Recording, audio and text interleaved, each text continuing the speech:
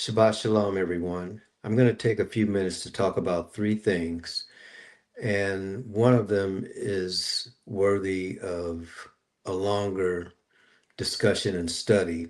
So, in our comments, I'm going to put a a link so that we can have a longer discussion about it. But this one is going to be pretty short. First of all, we're in the Lent season, and for those who don't know, in essence, that's a 40-day period of time where the Most High's people get a chance to do some self-reflection. Some people fast.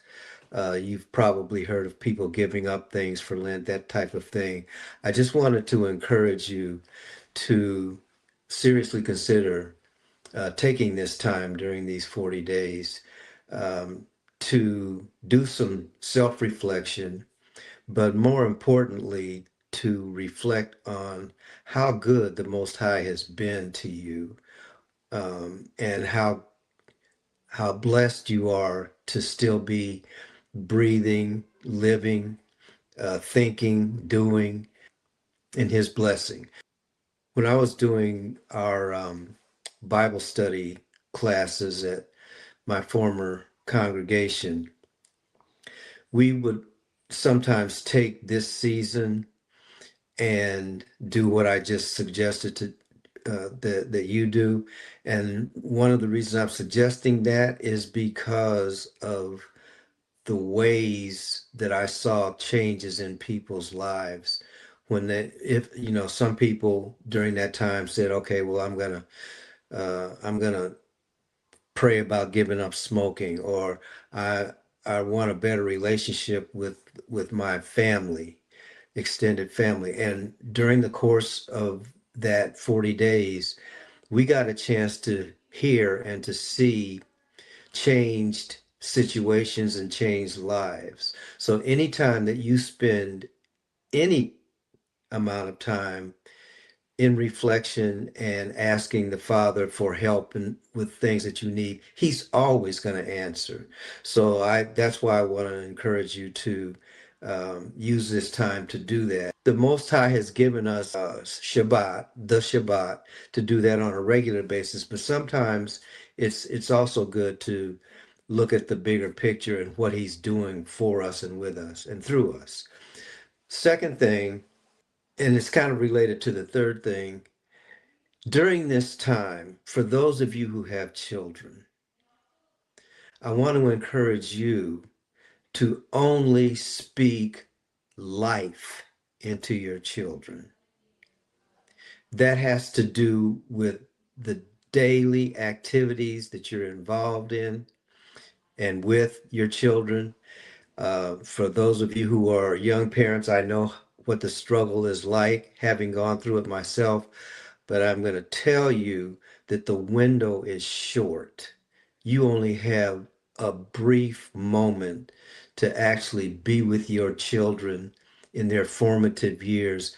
Use that time to speak life into them. And let me be more specific. Anytime you curse at your child, anytime that you criticize your child to make yourself feel good, you are speaking death into that child's existence. And that death is going to grow. And just as that's true, if you speak and when you speak life into your children, that will grow. And so if you want your community to change, you have a responsibility to do that in your own house. So that's number two. Number two is related to number three. Because things are happening so fast, I don't think we as a people group understand, and I keep saying this and I'll keep saying it, we are the people of the Most High. And as that is the case, as Revelation chapter 12 states, the dragon is persecuting us relentlessly. Wherever we go, the dragon is going to destroy us. In the past and up to present day, the Most High has had to uh, step in for us because sometimes we forget the reality of our situation. And I want to be very specific as to why I'm talking about this. I looked at some statistics about the birth rate of the United States of America. Everybody knows that the birth rate of the white community is declining. What you don't know is that the birth rate of the black community is moving toward parity with the white community. In other words, all of those initiatives that the enemy has been using over these past 100 years are now beginning to show up in the fact that we're not having babies. And the babies that we are having then become even more precious, which is why I I need to show you what the ramifications of that are because they are dire. Okay, we're talking about an existential threat to our community that none of our leaders are speaking to. That's why, as a watchman, my job is to sound the alarm, and I'm sounding it now. We're going to be looking at that um, in a deeper way.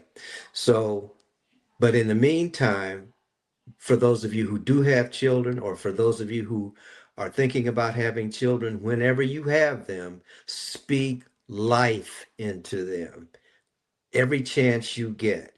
And when you speak life into your seed, life is going to come back to you. We give thanks for what the Father is showing us in these days. He has not left us, He will not forsake us. So we praise His holy name. Shabbat Shalom.